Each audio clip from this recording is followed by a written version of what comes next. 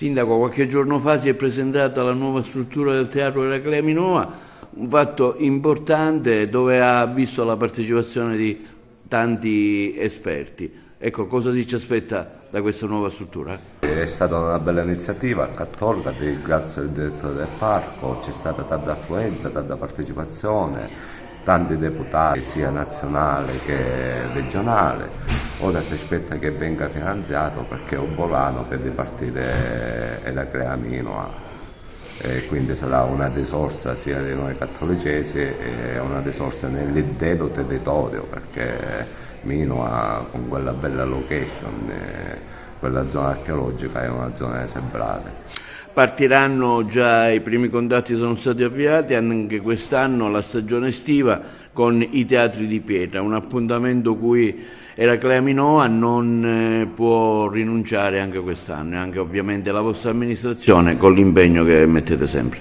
Sì, già hanno mandato il programma, i teatri di pietra, quindi saranno 7 serate nel periodo estivo e qualche cosa come pubblicizzare un territorio, c'è tanta gente che viene anche da Palermo, quindi questo è un volano, noi cerchiamo come amministrazione di vogliare, di pubblicizzare e con la ristrutturazione del palazzo, cioè del teatro, si completa una zona bellissima. E cercheremo di lavorare con le problematiche che ci sono. Almeno sono ripartite queste settimane di pacimento dell'erosione, abbiamo un problema di frana che ieri siamo stati dal dissesto idrogeologico per cercare di intervenire il prima possibile, e abbiamo un piano di recupero già che l'abbiamo